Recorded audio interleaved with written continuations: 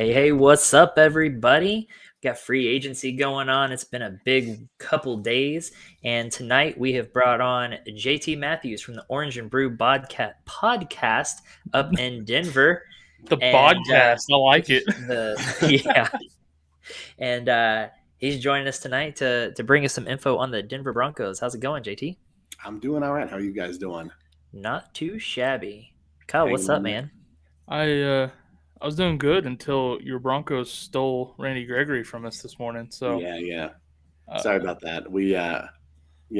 I think we'll keep this one. I'd say we'd give him back, but I don't think we're willing to do that at this point. I think that's fair. I hope he starts smoking weed again. So take that. From what I hear, the Cowboys are after Von Miller, so maybe we'll get. That'd be an interesting swap there. I was gonna say it'd be a swap.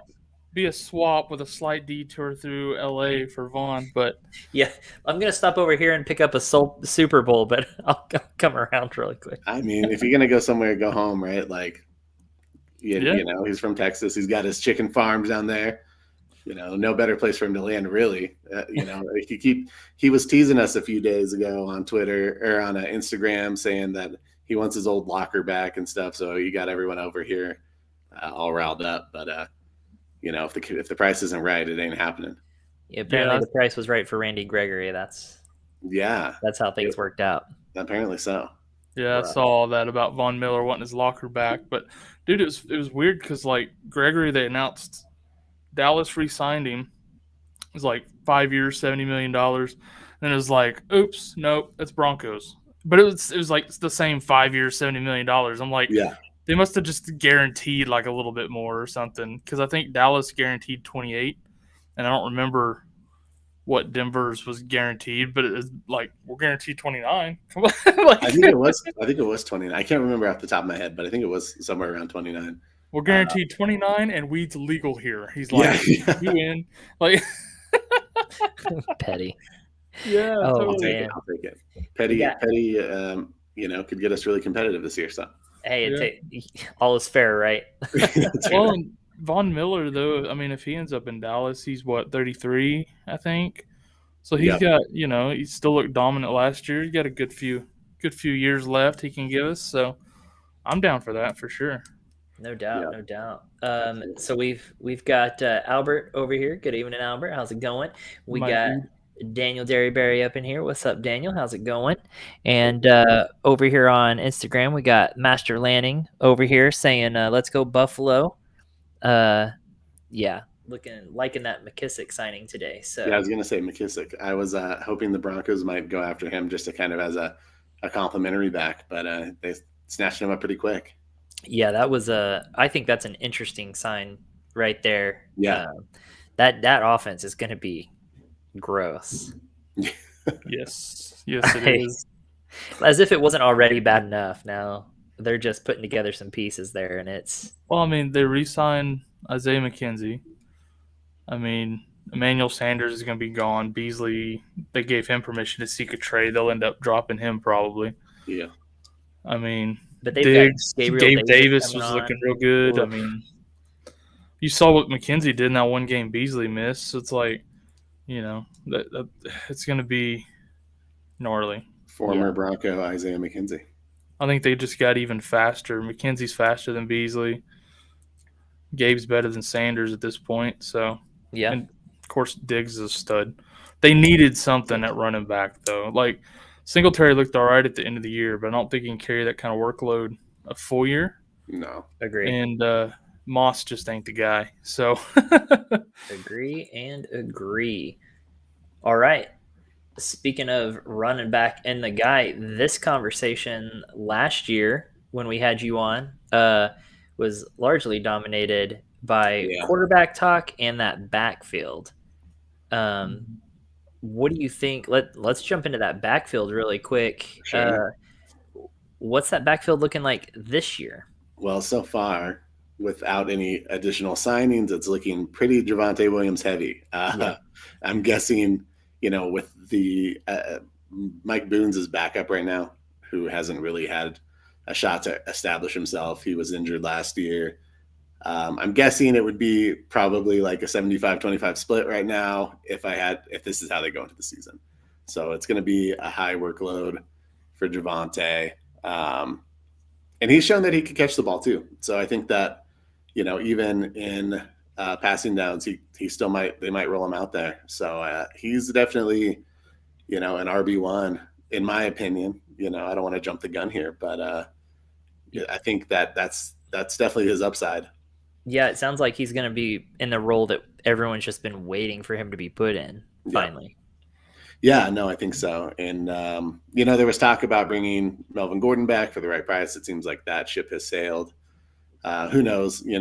George Payton made some last-minute moves in free agency last year and got some decent guys like Kyle Fuller for good prices. So maybe if the price drops enough, they'll bring a guy like him back. But even still, I would still expect Javonte to have the majority of the carries.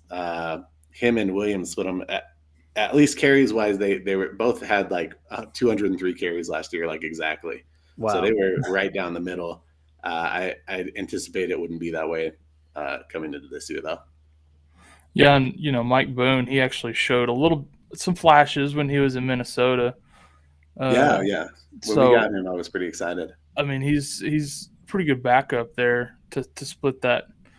I mean, they're obviously not going to give Javonte 400 carries, but like you say, everybody drafted him in their dynasty leagues, and this is kind of what they were waiting for. If they sign somebody, I'm expecting probably somebody pretty low on the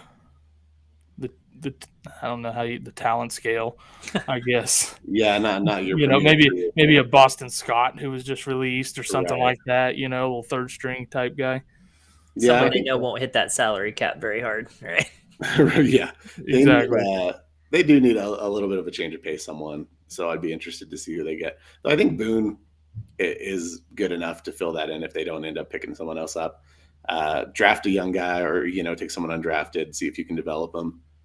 That's kind of our backs behind them are undrafted, late round pick guys. So, but yeah, Javonte's number one and will be number one going into the season. I don't see anything changing that unless it's some sort of catastrophic injury.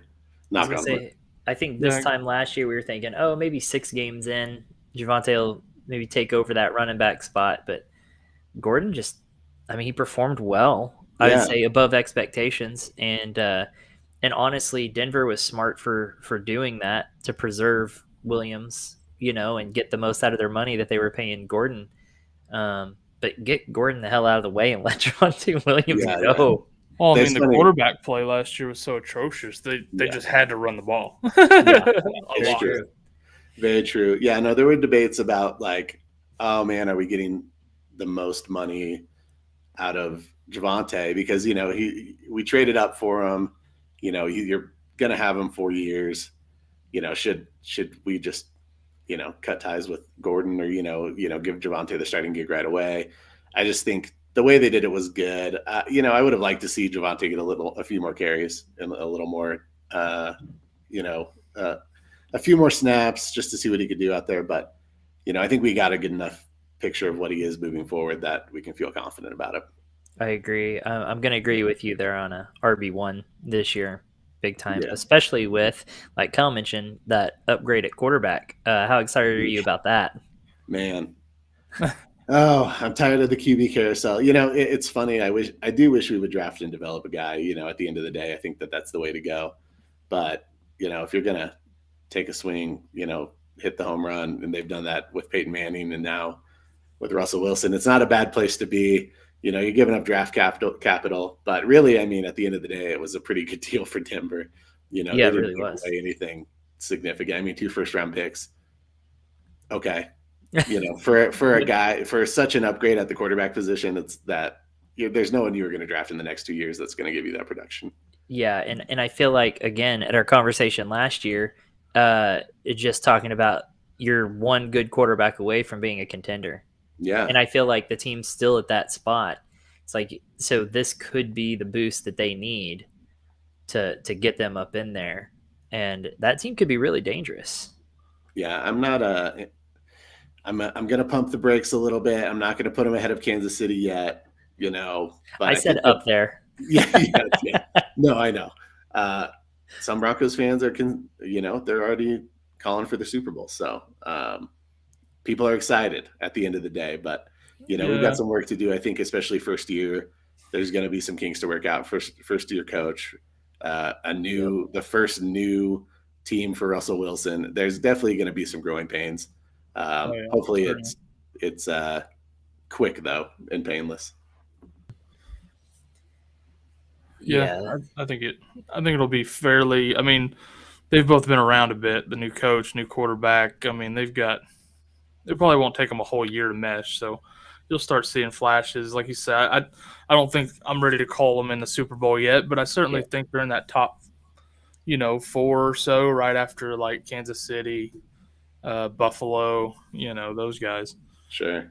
But also, like, you can't good luck predicting the Super Bowl, right? I mean, you can be the best team and not make it to the Super Bowl pretty easy, just any given Sunday. I mean, do we think the Bengals were the best team to make it there, No. I mean, no one saw that coming. So you can be the best team in the league and it doesn't even matter. So hard to call the Super Bowl for sure. Yeah. Now, unless you're a Dallas Cowboys fan, we call it the Super Bowl every year.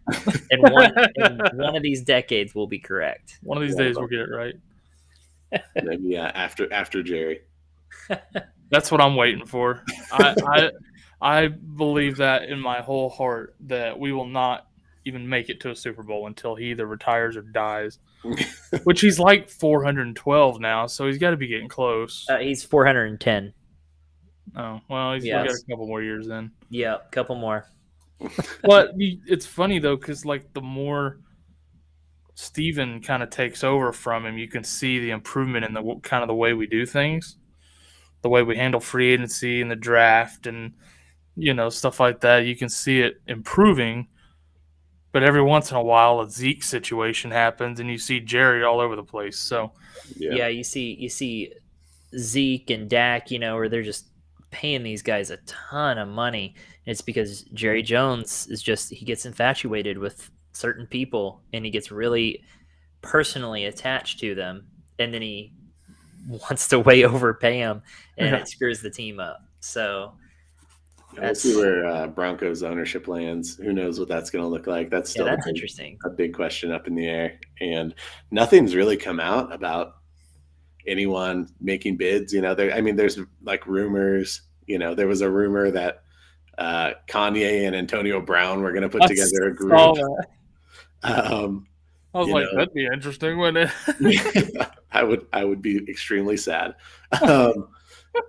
But yeah, there's no like front runner. There's no one that's coming out and it is like the primary bidder or anything like that. So, they've talked about Manning being part of a group potentially, Elway being a part of a group potentially, but it takes way too much damn money. Yeah. No one has that kind of money. Jeez. Yeah, it's like $4 billion, something $3 to $4 billion. And it's like $2 billion has to be like liquid on the spot. Yeah. Like, it's crazy how much money it takes to just be able to buy a team. And I wish I had it. I'd totally buy a team in a heartbeat. I think that's most people would just buy a team in a heartbeat. The coolest job on the planet, owning a football team. Yeah. Honestly, maybe Jerry Jones buys a second team and just. I was just about to say that. What if like he goes and buys the Broncos, lets Steven have the Cowboys, and then that'd be a family dynasty. That'd be the NFL would not allow that, I'm sure. No, probably not. But it would be funny for him to try. It would be. They should do it on April Fool's Day. They should just be like, "We're buying the Broncos." I'm gonna send them an email. That'd be cruel. Their PR department. So getting back to kind of Bronco dynasty stuff or fantasy stuff, I'm curious your thoughts.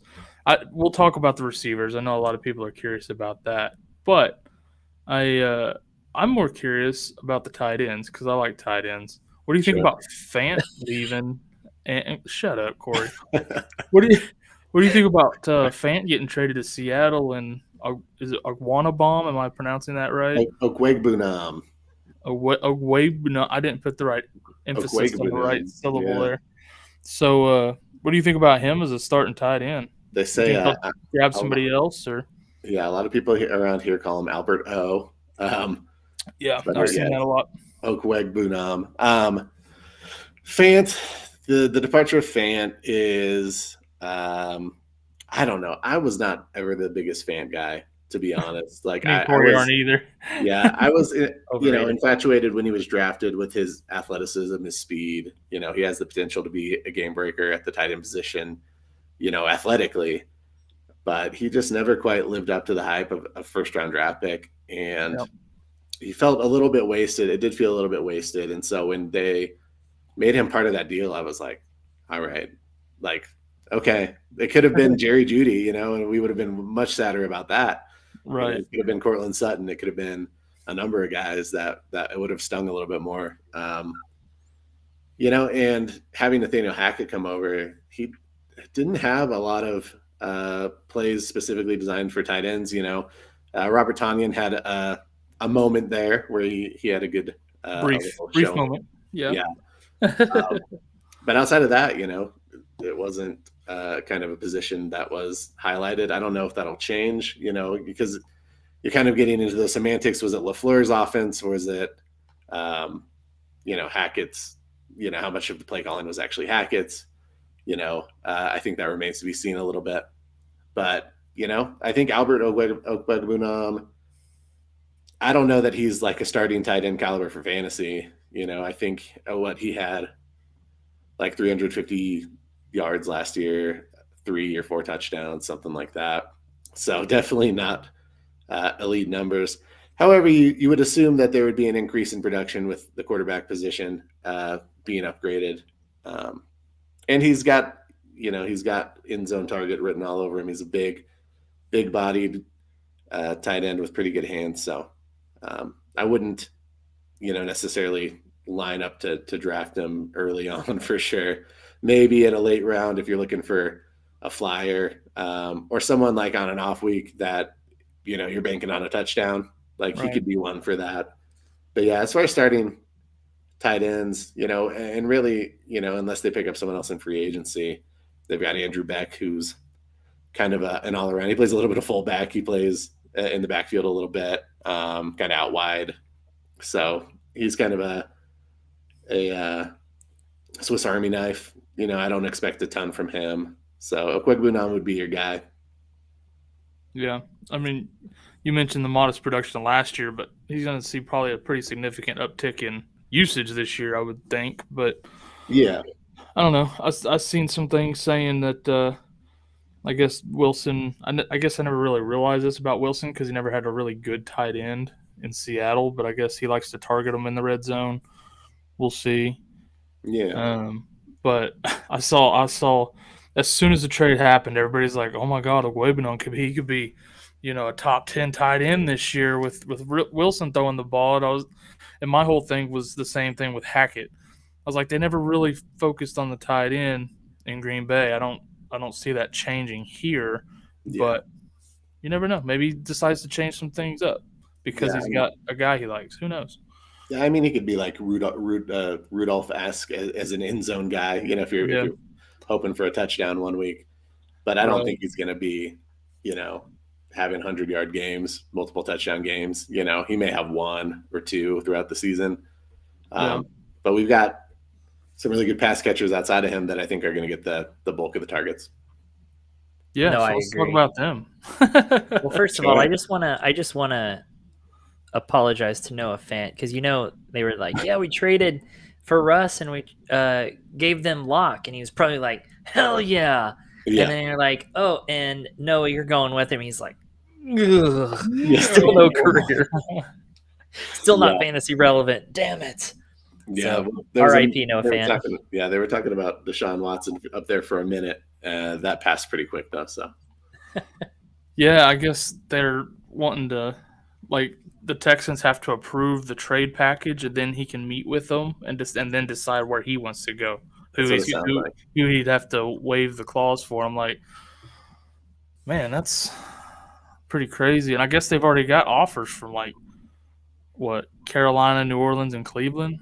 Mm-hmm. And then the Falcons come up as a sleeper this morning, but I don't know if they've made an offer yet or not. But I don't know. That's going to get real interesting. Yeah, that'll get a little hairy, I think. Yeah, I think so too. It's going to be a ridiculous trade. Whatever goes down, whichever team it is, they're going to get ridiculous compensation for Deshaun Watson. Oh yeah, for sure. Three firsts, something like that. They wanted 3 firsts and like a player or two. I'm like, oh my god. Yeah, that's wild. I mean, if you're desperate enough, maybe if you're Cleveland, maybe you do it. But I mean, I don't think any quarterback's going to be successful in that offense in Cleveland. Fair. Like, I mean, handing the ball off, that's what that offense is. It'd be a waste for them to have a quarterback like Watson in Cleveland. Baker Mayfield's been a waste in Cleveland. Yeah. Yeah, hand the ball off and you have one wide receiver. That's exactly what they're going to have again. Someone in the chat said Mayfield released a statement. You guys know what that's about? Yeah, I see it here. It's just thanking the city and stuff, and it's just like whatever happens. Just thank you guys and stuff. So, interesting. I don't know. It's interesting. It says, yeah, with many uncertainties and stuff. I don't know. It's interesting. It's vague. It just says, with many uncertainties, here's where my head and heart is. And then he just wrote a letter to Cleveland and stuff. So he just kind of poured his heart out and just saying, like, trusting God and all this and just going to write it out and see what happens. So, it's funny. Like, everybody's been shitting on Baker Mayfield all year, but, he ripped his shoulder apart. Odell Beckham dropped everything he threw to him. And, like, it's just the system is not built for quarterbacks. But, like, me as a Dallas fan, I'm sitting here going, listen, he's no Dak Prescott, but I wouldn't mind him playing for Dallas. Trade Dak, cash in, and just rake in this kind of crap we're getting for Deshaun Watson. I think Baker Mayfield could do good in Dallas's offense. I think Dallas is the type of offense he would do all right in, yeah. But, yeah, I think Deshaun Watson would be wasted in Cleveland. So I really don't want to see that happen. I don't either. Well, I don't know. He seems like kind of a dick. Yeah, right. So you know what? Screw him. Go play in the cold and hand the ball off. He just whips it out and offers it to people. He's not actually one himself. He won't be whipping it out in Cleveland. It's cold as hell there. It's cold in here. All right. So you wanted to talk about those whiteouts, right, Kyle? I was about to say, yeah. Let's talk about the whiteouts, man. All right. I mean, I've seen a lot of everybody's super high on Judy, but then you're seeing a lot of also comparisons. They're like, Judy could be the Lockett, Cortland could be the DK kind of role. Obviously, Cortland Sutton's no DK, but similar roles, And I'm curious to see what you're thinking there between those two. Yeah, it'll be interesting. I think Judy's still technically the wideout 3, until he can stay healthy and put together a good stretch of games. He was hurt last year. He looked good in flashes, but he didn't have any sustainable, any big games that were really of note. Tim Patrick is an underrated receiver in the league. I think he played very well last year. Yeah, I think he had 5 or 6 touchdowns with Teddy Bridgewater as his quarterback. So, I have to imagine he'll have more opportunities to score in the red zone. I don't know that he's going to put up the yardage or have the amount of receptions that Sutton or Judy will have, but I think he can definitely, in a bye week situation or something like that, in a pinch, if someone gets hurt, he can step in and kind of fill in that role. I think Sutton's still your guy, though. I think Sutton's still at least Denver's wide receiver 1. I don't know that he's a fantasy wide receiver 1. It'll be interesting. I think a lot of it has to do with chemistry. New guys come in. Russ is going to have guys that he favors. I think Cortland's the guy that, everyone trusted him. If you put the ball in his area, he was going to go get it. He may not be, like you said, he may not be DK Metcalf, but he's pretty darn good. Yeah. He doesn't have that size. And he's big. He's big and he's got great hands, and that's really kind of all you need for a jump ball receiver. And now he's a year past that ACL. He made it through the whole season, and came back on a nice deal for us. So we're pretty excited about him. Judy's a big question mark. I think that he's going to be productive, and I think he may he has the potential to lead the team in reception. So if you're looking at PPR, he may be the one you target. He just hasn't put it all together quite yet, and so it'll be interesting to see if he and Russell can get off to a quick start. Then he's got really great upside potential, But if he's battling through injuries and not quite finding his flow in the offense, he could kind of have a little bit of a, as far as expectations go, fantasy wise, it could be down a little bit. Yeah, I know everybody's up, on his potential and his talent level, just like they were when he came out of college. But like you say, he can't stay healthy. I mean, and when you look around the league, most of these really uber talented receivers, even the ones with bad quarterbacks, tend to produce pretty well. Sure. Because they're just so good. And I know circumstances were weird last year. Sutton had some good streaks. Patrick had some good streaks. But it was all while Judy was out, and Judy never got to play without them. Sure. But, they had some streaks where they were doing good, and Judy just never really did anything spectacular in a game. So, yeah, having Teddy Bridgewater as your quarterback, I like the guy. So don't. No, I hear you on that. He's a good dude. Like, he's great for a locker room. He's great for a community. Like, and I appreciate him for that. It was so vanilla. Like, and the passes down the field were not any further than 5 to 10 yards. Like, I think we talked about it on the Orange and Brew podcast, and I think through like week 9, his longest play from scrimmage was like, I think outside of one, I think there was one that was over 50 yards. But I think it was like 31 yards or something. So it's wild, Those two long ones were probably catch and runs too, so it wasn't even like air yards probably. There was one pretty good one to Sutton deep in the Jacksonville game, which was the second game of the year. That was the one. Yeah, right, exactly. And so then outside of that, I think it was 31, and then I think later on he had one that was like 39, and that was like, there was no explosiveness. You know what I mean? Like, he wouldn't throw it down the field. It was, and that's why they had to continue to just run the ball. Right, exactly. So now that we have Russ and we know he can throw it down the field, yep, I expect that there will be a lot more explosive plays, a lot more opportunity for scoring, even just to get guys in the red zone, which, man, we were just praying to get to the red zone. And if we got there, we were praying we converted because we weren't going to have any more opportunities. So. Yeah. Well, and you got a quarterback who can keep plays alive a lot longer with that mobility, which isn't something that Denver has had in a long while. Yeah, maybe that's true. Tim Tebow, I don't know.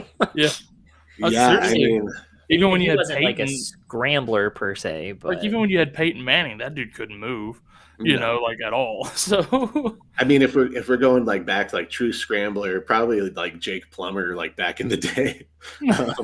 But since then, really, we've had a lot of stand and deliver quarterbacks, even like back to like Jay Cutler, a lot of those guys who stand and deliver. I'd say Drew Lock had a little bit of mobility to his game. He liked that play action pass, but obviously he wasn't the answer. So, this will be the first time, and I'll be interested to see how the O-line holds up. Our O-line has a few good pieces, some young guys that look good.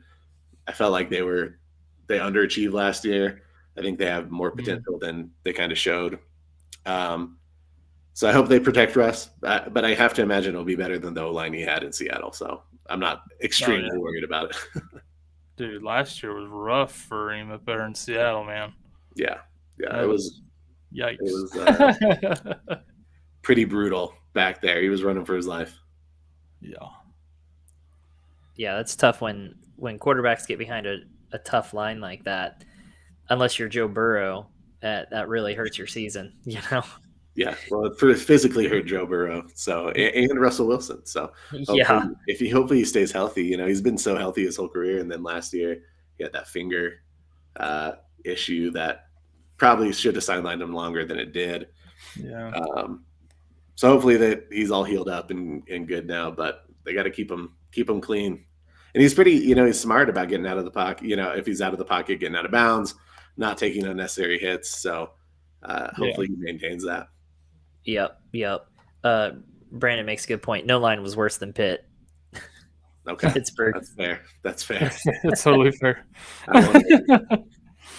That's why Big Ben was murdered right before he was going to retire. Feels like Big Ben's always dealing with something. Dude, I always laugh so hard watching Ben play because, like, the last, 4 or 5 years, every time he gets hit, he does, like, this super awkward, slow, big man kind of tumble fall. It's so awkward. It's like slow motion falling. It's like if you ever seen Kevin Hart make fun of Shaq falling, it's like that. He falls like that. Like, I mean, like he's the actual he's a big awkward big man. So.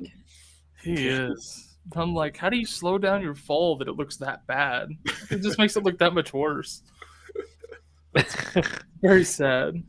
Yeah, it'll be interesting to see what that team looks like now without Big Ben, though. Yeah, with Mitch Trubisky. Trubisky. Yeah, they could have done better.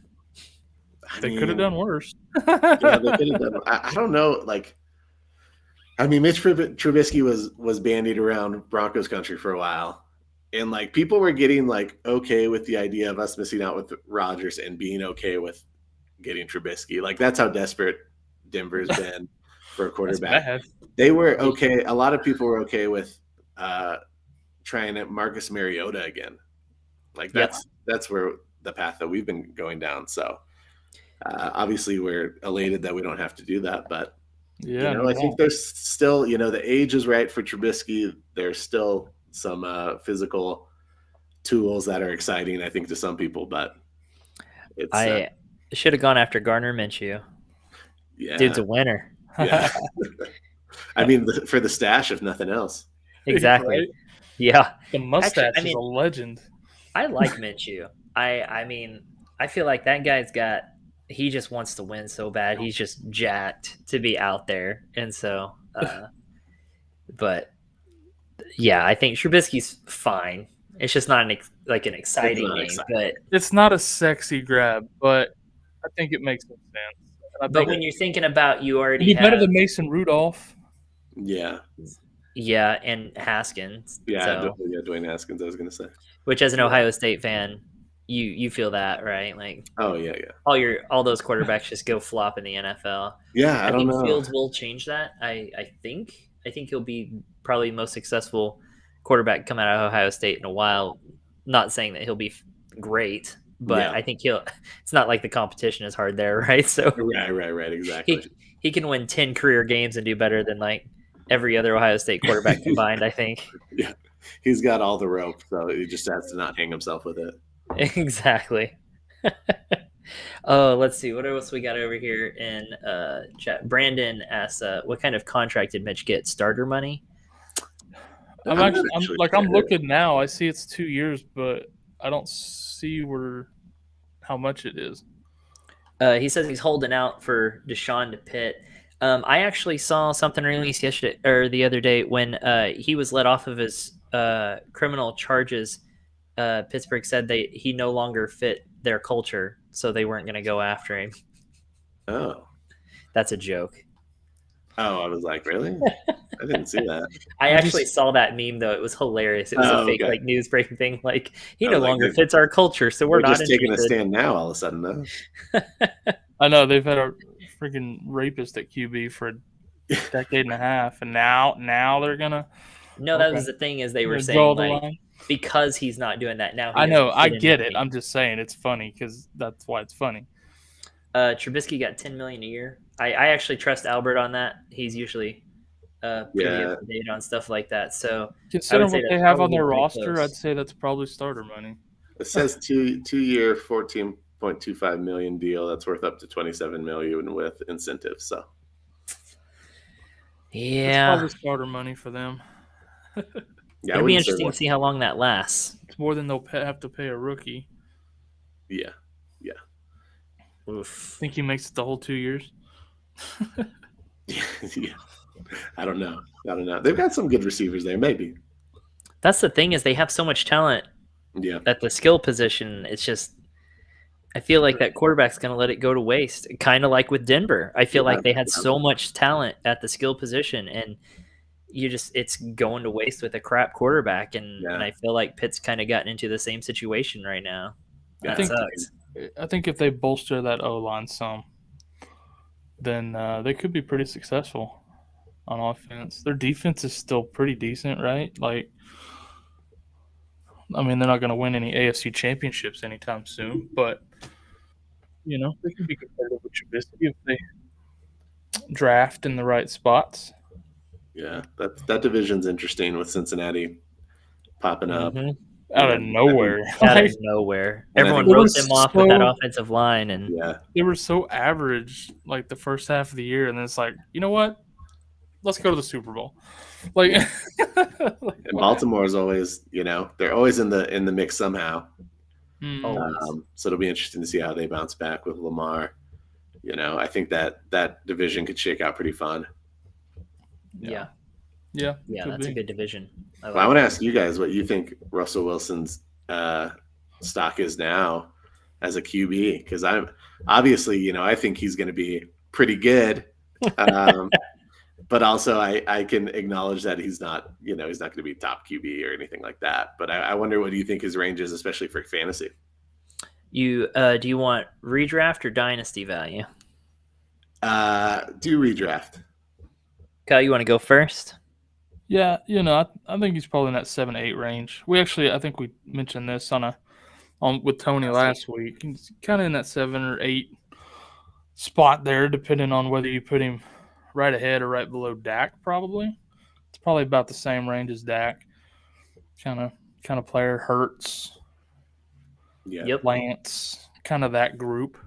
That's exactly kind of where I'm putting him there, almost like a tier 3. Right there at about 7 or 8, and Dak and Hurts is exactly kind of what I was thinking. It's just right there, kind of in that range. Something where they could outperform that pretty easily if they hit a hot streak, and things come together for them. They could easily bump up in that top 3-4 range. But I think 7 to 8 is pretty safe. I like that range for him. Yeah, I like that. I think he. It'll be interesting to see how the offense plays. Hackett's known for having a good running game. When he was with Buffalo, he had with C.J. Spiller, and then had Leonard Fournette in Jacksonville, and they always had good running teams. I don't know that that's where the bread and butter is after, having a guy like Rodgers and getting to be in that sort of offense, to coach in that sort of offense. But it's not like the Packers didn't have good running backs, though. You know what I mean? Like, they had a strong running game, and if you have a strong running game, it opens up your passing game. So, it could work out. I think it'll be more pass heavy than run heavy, though. I do, and I think that he'll have opportunities to put up some good numbers, better than he's been putting up in Seattle, who's been a pretty, run heavy offense for the ball control kind of offense for the last few years since they made that change with Pete decided to kind of pull back a little bit. And so I'll be interested to see if he opens it up a little bit, if he throws the ball around a little bit more, and what that upside looks like. Because, I can see him as high as like QB5 if everything went well, and if if they came out firing on all cylinders, I could see him definitely getting to that level. But I do think, like, if I'm using my head and not my heart, he's probably right around where you guys said, probably like that 7 to 10 range.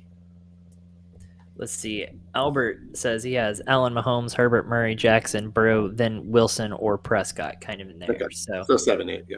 Yeah, so about 7-8 range. I think that's kind of. I think he's just copying us from our show last week. No, I'm just kidding. Albert, giving you a hard time. Albert's one of our regulars. We love this guy. Nice. And he's and in Brandon, every. He's literally in every show. And we don't like Brandon, so he's kind of a jerk. Yeah, I know that guy.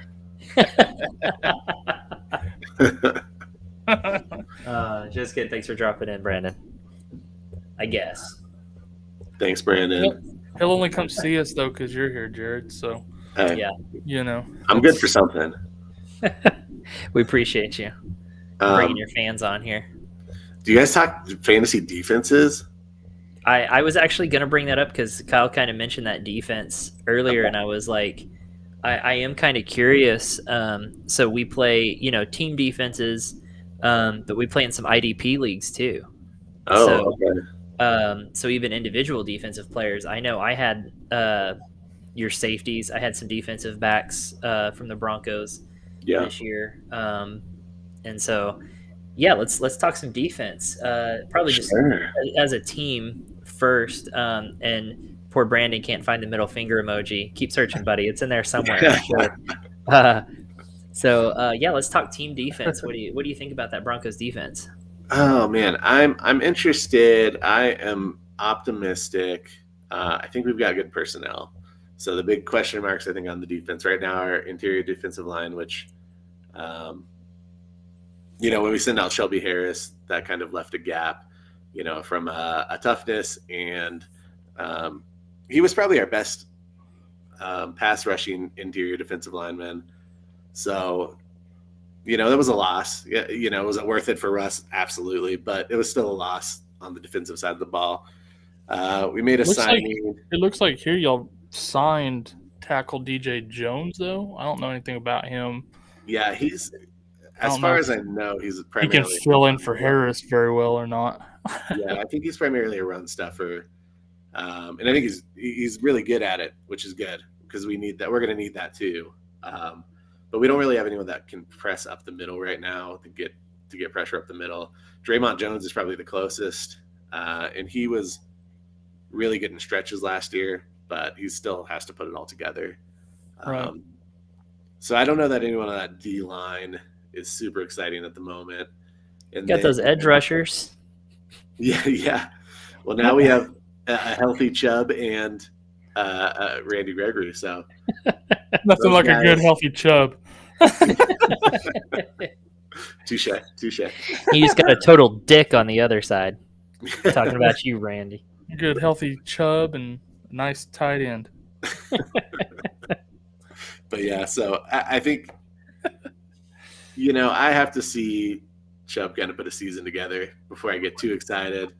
He's been dinged up. He was healthy for the most part last year, but he still didn't quite have the production that we wanted out of him. Part of that's losing Vaughn halfway through the year. It's like, all right, well, now we know where they're going to slide all their extra blockers. So it'll be interesting to see if they kind of spread that out, what that looks like. I still don't necessarily think they're going to be a huge, QB sack tandem. I think that they'll be good. I'd guess maybe like top 15, but I don't know that's where they're going to make their bread and butter. Secondary, Justin Simmons is a stud. He's the guy that, if you're going to take a player, he's probably the one to target. He's a playmaker on the field. And he showed that last year. He came up with, I think, career high in interceptions. So I expect him to kind of continue that trajectory. We'll see if Kareem Jackson comes back or not. He's out there floating still in free agency. So who knows? We got a young guy in Caden Stearns, who you guys probably don't like because he was a Longhorn. But he looks like he has some upside. Yeah. He looks like he has some upside. He's an athletic freak, but he's just got to be able to put it all together. Ronald Darby's a good corner, a good second corner, but he's not probably worth picking up in your fantasy league. He's not a playmaker. Nope. And then at the linebacker position, there's still a lot of holes to fill. They re-signed Josie Jewell, who I think is going to be, if he's healthy, he's probably going to lead the team in tackles. He's just kind of that guy that's in and around the ball. He's not really a playmaker. I wouldn't say he's a playmaker per se. He reminds me of like, if I'm going to harken back to a player, maybe like a James Laurinaitis, pulling out my Buckeye database, who's a good solid middle linebacker. The Buckeye database. Yeah. He was with the Rams for a long time, then went over to the Saints. And but yeah, he was just around the ball. He wasn't necessarily a guy that was going to change the game with a turnover, a timely play, but he was solid, and that's what Jewell kind of reminds me of. Can kind of get into the backfield, be a little bit disruptive. They'll put him out on to spy quarterbacks and running backs, but I'm really interested to see how this defense is schemed, especially now that we have a first-year defensive coordinator in Evero, who came over from the Rams. He wants to be aggressive. He said that in his presser, like, we're going to be aggressive. We're going to come at teams. I'm guessing that they're going to stack the box pretty regularly. So there's potential for some big production from that unit. But I think if I had to guess, I'd guess they'd take a little bit of a step back, just because Vic Fangio, for as great as not great as he was as a head coach, he's still going to be a great defensive coordinator and probably one of the best of all time, at the end of the day. So I think they will take a little bit of a step back, and they probably need to find their identity again, and probably figure out who the leadership is outside of Justin Simmons, because no one's really outside of him. No one really kind of stepped up to that last year. So no, I agree with that. Yeah, I think that coaching change, like you said, I think it's gonna hurt their identity a little bit. They're gonna have to find it. I agree with that completely. Yeah, it's just one of those things, again, like a young coaching staff. You gotta, new calls, new playbook. It takes time to figure all that stuff out. So absolutely, but after a couple games, maybe it clicks, and then who knows? Waiver wire pickup. Yeah. I mean, if you wanted to, I definitely wouldn't pick him up with as one of your early defensive options, just because I think there's second round. Yeah, not first round, definitely second round. Absolutely. Yeah. Mid to late second round. I don't know. I see how you clowns draft sometimes, so we'll see. I didn't draft J.K. Dobbins. You drafted J.K. Dobbins.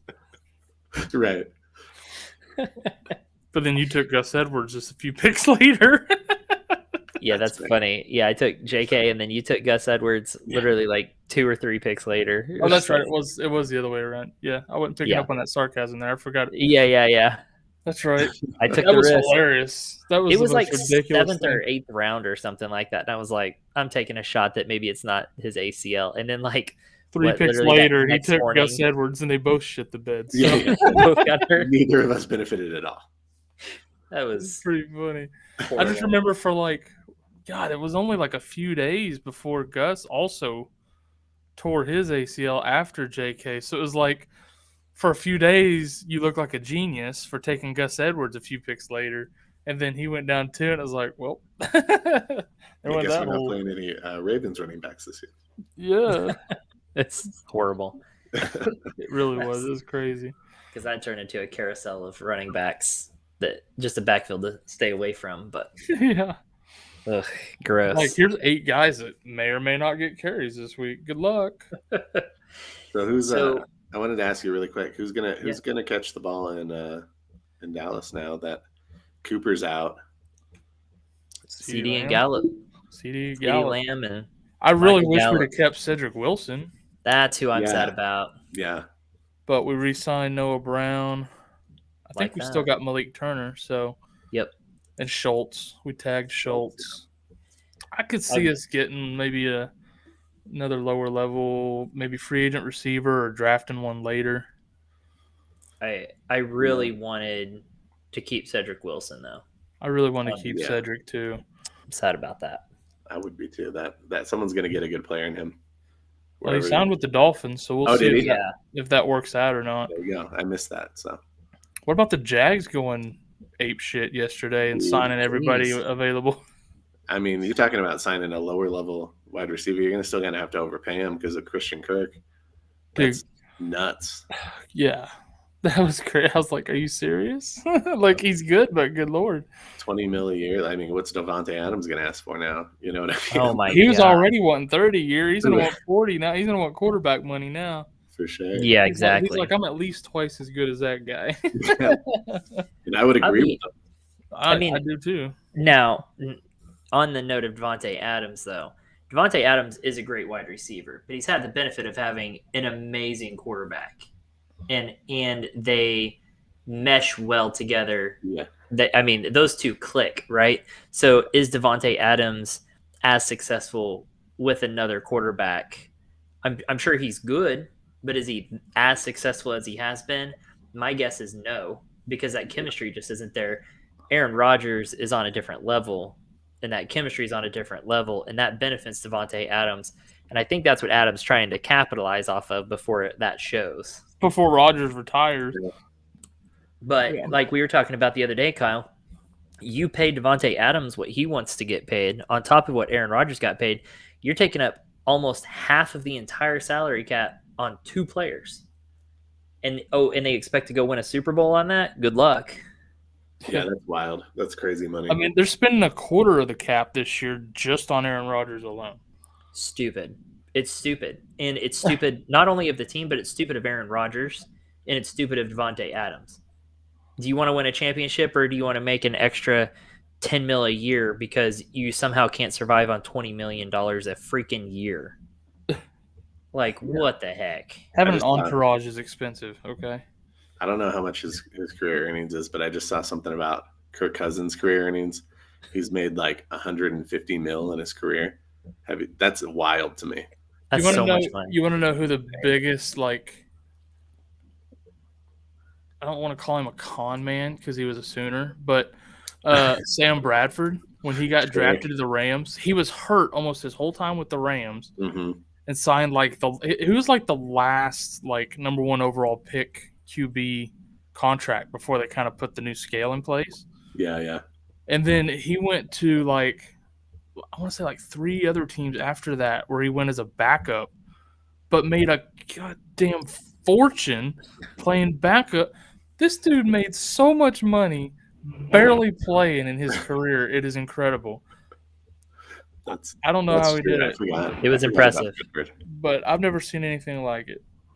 Brandon said CD has to actually catch the ball, though. He was there at the end of the season. CD came on very strong. Yeah. He did have some dropsies a few times, though. Yeah. That was a Judy problem, too, for just to bring it back to the Broncos. That was a Jerry Judy problem, too, with some untimely drops. Like, he had the potential for some big plays, and he just couldn't hold on to the ball. So he's got to, especially his first season, but last season too. And I think probably some of that was just rust. But he's got to shed that kind of reputation now too. Well, we thought that was going to be Jamar Chase. I was about to say the same thing. Case. Yeah. Sometimes people just get in a slump, or stuff happens. But I'm not even going to put Brandon's last comment on the screen. I just can't. Yeah, we don't talk about him. The ageless wonder. That guy.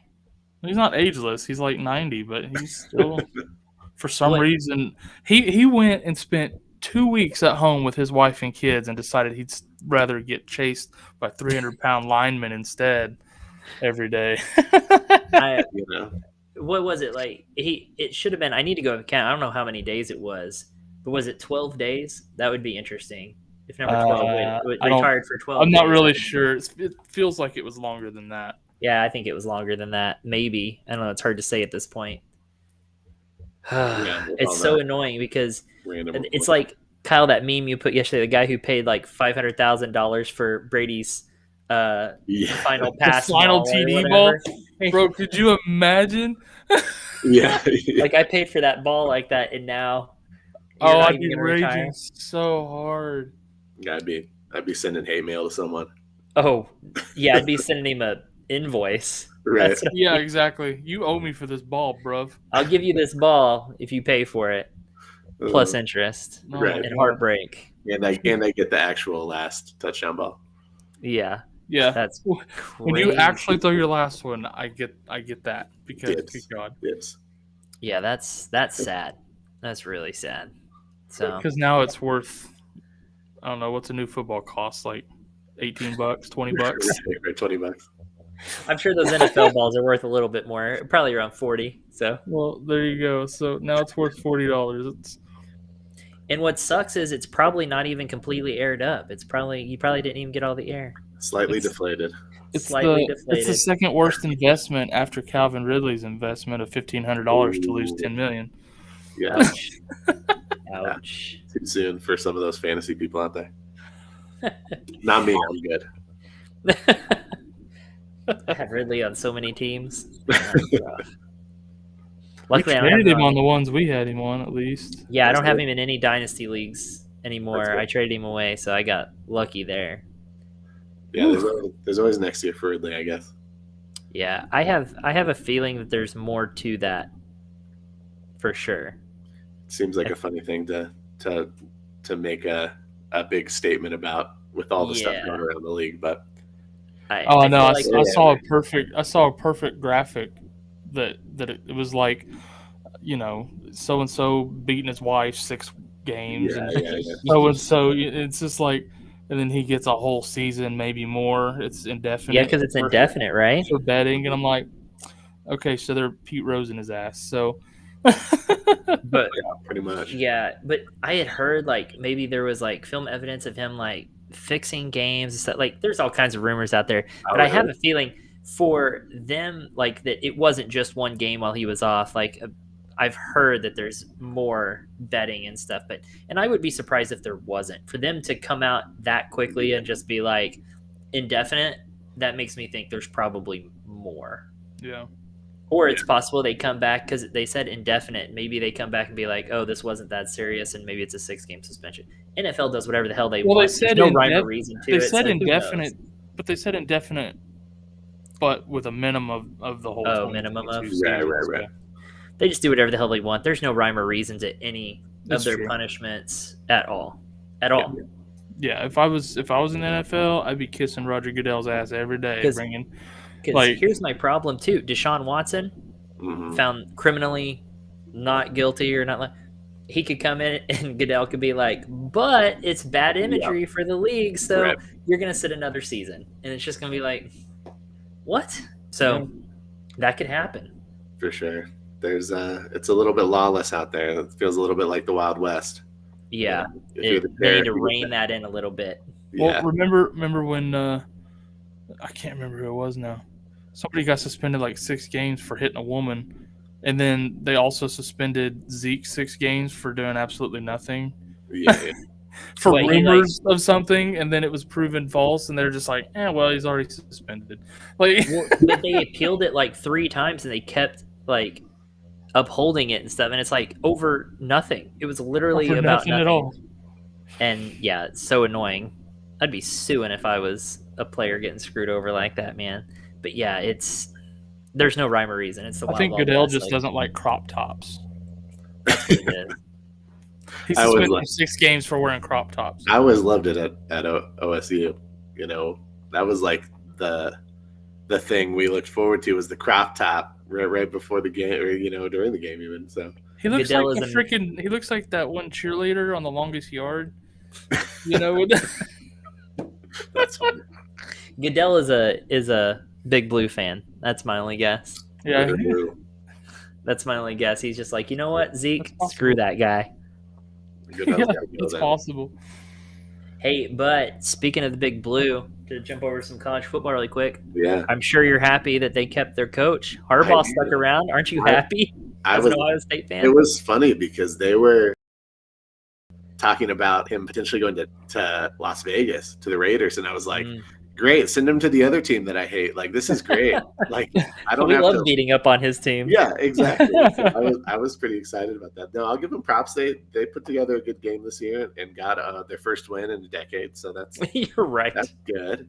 I don't anticipate that it'll last very long for them, so they may as well enjoy it while they can. But yeah, I mean, good for them. Good for them. Yeah, and good for Ohio State and Buckeye Nation to keep him around. No doubt. I had a feeling. I was like, I bet Ohio State fans are so happy that Harbaugh stuck around and didn't go on to the NFL. It's one of those things too. It's weird because they were like, oh, this may be Harbaugh's last season if he doesn't win a game or two, and then they're like, all right, we're just gonna bring him back for the next few years. And I was like, man, that was a huge turnaround. Like, turnaround. That was like the morale booster they needed to just make terrible decisions. So it was one good season, and I can see in like 2 or 3 years the NCAA comes back and be like, after investigating, they actually had some illegal recruiting activities and blah blah blah, and so and that's why because they always say like if a team advances that quickly, then they're probably going to get busted for cheating because of it. So I could see that he should have gotten out. He should have Pete Carrolled when he had the chance. Yeah, Cheat, yeah. and before you get caught, move on somewhere else and let that school deal with it later. You're like, I'm in the NFL now. Yeah, sorry, not my problem. You guys deal. Well, it was just hilarious because they beat Ohio State. They got embarrassed in the playoff. Yep. He interviewed with LA, and then he's like, or with Las Vegas, and then it was like, you know what? I'm deciding to stay in Michigan. Yeah, yeah. For like, and I think the quote was, "As long as they'll have me." And I'm like, well, Okay. you better Las win Vegas again. was like, he's announcing this while the phone is ringing while we're calling him to tell him he didn't get the job. Okay, cool. Like, Hey, good for him for using that leverage though. Use that leverage while you got it, not exactly. if that gone away. Then Go get paid. Yep. Alrighty, guys. That's been an hour for our show, so that's probably going to do it for us. We'll wrap this up. JT, thank you so much for coming on here again, and maybe we'll have you on again before the season starts. Get another update on the Broncos.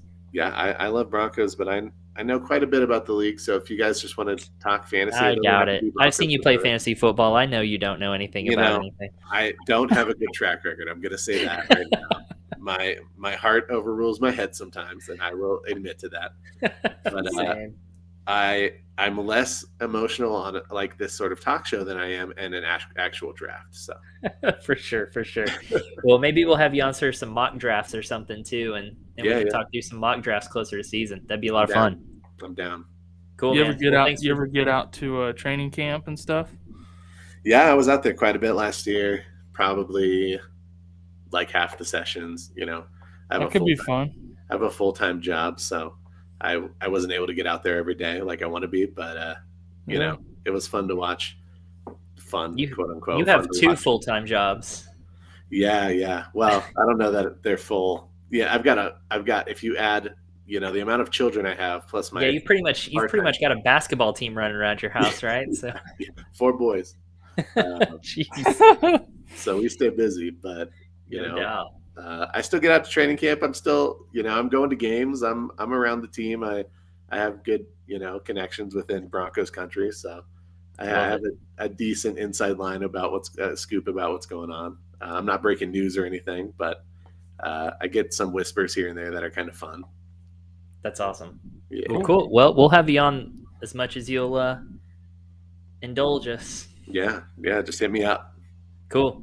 Awesome, guys. Good show tonight. And Brandon, jeez, we'll have the champ on. Jeez, I still got the trophy. Just throwing that out there. But anyways, about time you won too. Just saying. All right, guys. Y'all have a good night, and we'll talk to you later. See you.